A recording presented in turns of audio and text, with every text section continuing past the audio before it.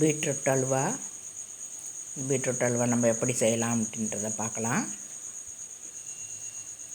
சாப்பிட்றதுக்கு அவ்வளோ டேஸ்டியாக இருக்கும். நம்ம பீட்ரூட் நம்ம பொரியல் பண்ணி சாப்பிட்டா கொடுத்தோம்னா பசங்க சாப்பிட மாட்டாங்க.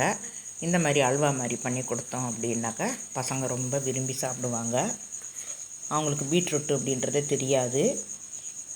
நம்மளாம் சொன்னால் தான் அவங்களுக்கு பீட்ரூட்டு அப்படின்றதே அவங்களுக்கு புரியும். இதில் நான் கலர் எதுவுமே சேர்த்துக்கல, வெறும் பீட்ரூட் கலர் மட்டும்தான் அதில் இருக்குது.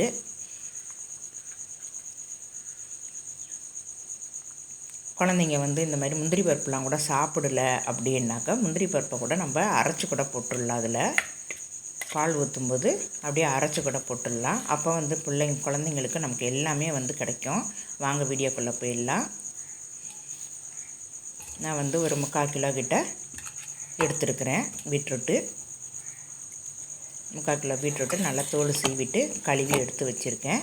இது நம்ம பீட்ரூட்டு சீவிரத்தில் சீவாமல் கேரட் சீவிரத்தில் சீவிக்கலாம். இந்த மாதிரி கேரட் சீவிரத்தில் சீவிக்கிட்டோம் அப்படின்னாக்கா இது ரொம்ப நைஸாக இருக்கும். இதில் சீவுனா ரொம்ப லேட்டாகவும் ஆகும்.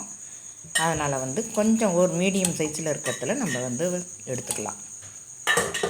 பீட்ரூட்டு சீவிரத்துக்கு அடுத்தது கேரட் சீவிரத்தில் அப்படி எடுத்துக்கோங்க. நான் அதில் தான் சீவ போகிறேன். அதில் சீவினா தான் நமக்கு சீக்கிரமாக வெந்து வரும். அதனால் இதை கிழங்கு வச்சு இப்படி நல்லா சீவி விட்டோம் அப்படின்னா நமக்கு வெந்துடும். இல்லைன்னா கட் பண்ணிவிட்டு நம்ம குக்கரில் கூட போட்டுட்டு மறுபடியும் நம்ம மிக்சியில் அரைக்கணும். ஆற விட்டு அது கொஞ்சம் லேட் ஆகும், ஆறணும் இல்லையா. இதுனாக்கா நம்ம அப்படியே இந்த மாதிரி சீவிட்டு நம்ம நெய்யில் போட்டு வதக்கி எடுத்துடலாம். இந்த அளவுக்கு நைஸாக இருந்தால் நமக்கு சீக்கிரமாக வெந்து வந்துடும். நான் எல்லாத்தையும் சீவிட்டு காட்டுறேன். இந்த மாதிரி நைஸாக இருந்தால் தான் நமக்கு சீக்கிரமாக வெந்து வரும். அப்போ நம்ம சாப்பிடும்போது நமக்கு பல்லுலெல்லாம் கடிபடாமல் நமக்கு நல்லா வரும். நான் இப்போ எல்லாத்தையும் சீவிட்டேன். எல்லாத்தையும் சீவிட்டு பாருங்கள் எப்படி இருக்குதுன்னு. நல்லா இதுலேயே ஜூஸியாக தான் இருக்குது. எல்லாம் சீவி வச்சுருக்கேன். இப்போ ஒரு வாணலில் நம்ம முந்திரி பருப்பு வறுத்துக்கலாம். நான் முந்திரி பருப்பு ஒரு 7-8 முந்திரி பருப்பு உடச்சி போட்டிருக்கிறேன். இப்போ வாணலில் நான் ஒரு 50 ml கிட்ட நெய் விட்டுருக்கேன். இந்த 50 ml நெய் போதும்.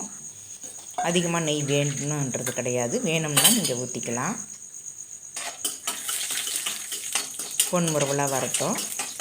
பொன்முறுவல் வந்ததும் முந்திரி பருப்பு நம்ம வேறு பாத்திரத்துக்கு எடுத்துக்கலாம்.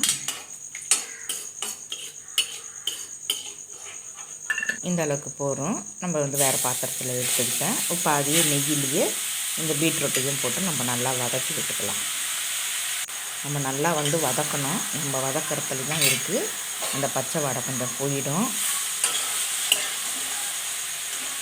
இந்த நெய்யிலே நல்லா வதங்கி வரணும்.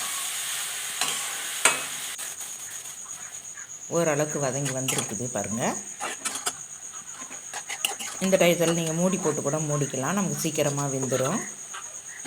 மூடி வெயிட் போட்டு மூடினாலும் வெந்துடும். இல்லைன்னா நம்ம அப்படியே கூட நம்ம எடுத்துக்கலாம். இதில் நான் 3/4 டம்ளர் பால் விட்டுக்கிறேன். தண்ணி விடாத பால் தான், பாக்கெட் பால். தண்ணி விடாமல் நம்ம வெறும் பாலை மட்டும் நம்ம இதில் ஊற்றிக்கணும். பால் ஊற்றி நல்லா கலந்து விட்டுக்கோங்க. நல்லா கலந்து விட்டால் தான் நமக்கு எல்லா இடத்துலையுமே பீட்ரூட்டில் நல்லா விழுகும். அதனால் நல்லாவும் இருக்கும், டேஸ்ட்டாகவும் இருக்கும். பாருங்கள் எப்படி கொதிக்குதுன்னு பால். உப்பெல்லாம் இப்போ போட்டுற வேண்டாம். உப்பே போட வேண்டியதில் இருக்குது. இருந்தாலும் லாஸ்ட்டில் நீங்கள் ஒரு பிஞ்சு அளவுக்கு உப்பு போட்டுக்கலாம்.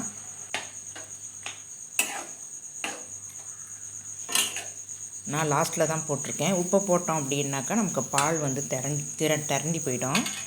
திரஞ்சி போயிடுச்சு அப்படின்னா டேஸ்ட்டாக இருக்காது. இப்போ நான் அதையும் நல்லா மூடி போட்டு மூடி வச்சுருக்கேன் பாருங்கள். பால் விட்டு நல்லா கலந்துட்டு அதுக்கப்புறம் மூடி போட்டு நம்ம மூடினோன்னா இன்னும் கூட சீக்கிரமாக நமக்கு வெந்து வரும்.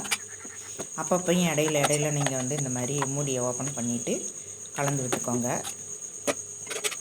1 நிமிஷத்துக்கு 2 நிமிஷத்துக்கு ஒரு வாட்டி நீங்கள் கலந்து விட்டுக்கணும். அப்போ தான் நமக்கு எல்லா பக்கமும் நல்லா வெந்து அந்த பாலெல்லாம் நல்லா சுண்டி வர்றதுக்கு நல்லா இருக்கும். நம்ம சாப்பிட்றதுக்கு நல்லா டேஸ்ட்டு கிடைக்கும்.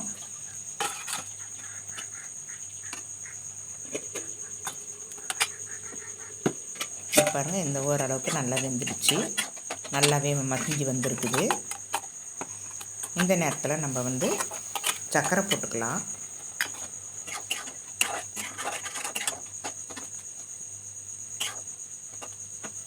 நல்லா கலந்து விட்டுக்கோங்க. நல்லா கலந்து விட்டுட்டு சர்க்கரையும் போட்டுக்கலாம். நான் வந்து 3/4 கப்பு கிட்ட நான் சர்க்கரை போட்டிருக்கேன். அரை கப்பில் ஒன்று, 1/4 கப்பில் ஒன்று போட்டிருக்கேன். இந்த சர்க்கரை வந்து நமக்கு கரெக்டாக இருக்கும். 3/4 கப்பு பால், 3/4 கப்பு சர்க்கரை போட்டுக்கணும். 3/4 கிலோ பீட்ரூட்டு. சில பீட்ரூட்டு வந்து இனிப்பு இருக்காது, சில பீட்ரூட் வந்து நல்ல இனிப்பாக இருக்கும். அப்போ வந்து நம்ம சர்க்கரையை பார்த்து போட்டுக்கலாம். இப்போ வந்து 1/4 கப்பு வந்து பால் பவுடர் போட்டுக்கிறேன் நான். பால் பவுடர் வந்து ஆப்ஷனல் தான், அது போட்டால் இன்னும் நல்லா டேஸ்ட் எடுத்து கொடுக்கும். அதனால தான் நான் இப்போ வந்து கரண்டி மாற்றிக்கிறேன். அந்த கரண்டியில் வந்து எடுத்து சரியாக வரல. இப்போ நல்லா கொதி வந்து நல்லா வந்துடுச்சு. இந்த டயத்துலேயே வந்து நம்ம முந்திரி பருப்பு போட்டுக்கலாம். முந்திரி பருப்பும் போட்டுட்டு நல்லா வதக்கி விட்டுக்கோங்க. நல்லா கலந்து விட்டுட்டு அதுக்கப்புறம் கொஞ்சோண்டு ஏலக்காய் பவுடர் போட்டுக்கலாம். நல்லா சுரண்டு வந்துடுச்சு பாருங்கள். நல்லா இது மாதிரி வரணும். இந்த டயத்தில் நம்ம வந்து ஏலக்காய் பவுடரு ஒரு 1/4 டீஸ்பூன் அளவுக்கு நம்ம போட்டுக்கலாம். இதையும் போட்டு நல்லா கலந்து விட்டுக்கோங்க. இப்போ நமக்கு அந்த பால், நெய் எல்லாமே கலந்து வந்திருக்கும். சர்க்கரை எல்லாம் நல்லா கலந்து வந்திருக்கும். இந்த டயத்தில் உங்களுக்கு உப்பு வேணும் அப்படின்னாக்கா ஒரு பிஞ்சு அளவுக்கு நீங்கள் போட்டுக்கலாம். இல்லைன்னாக்கா அந்த டேஸ்ட்டே உங்களுக்கு நல்லா இருந்தது அப்படின்னா அப்படியே விட்டுருங்க. ஒரு பிஞ்சு உப்பு போட்டிங்கன்னா கொஞ்சம் டேஸ்ட் எடுத்து கொடுக்கும். இந்த மாதிரி முந்திரி பருப்போடு நம்ம குழந்தைங்களுக்கு கொடுத்தோம் அப்படின்னா நல்லா சத்தும் இருக்கும். பீட்ரூட்டு சாப்பிடாத குழந்தைங்களுக்கு இந்த மாதிரி பீட்ரூட்டு செஞ்சு கொடுக்கலாம். இந்த மாதிரி செஞ்சு கொடுக்கலாம். இதுவே வந்து நம்ம சப்பாத்தியில் கூட ரோல் பண்ணி கொடுக்கலாம். தேங்க்யூ.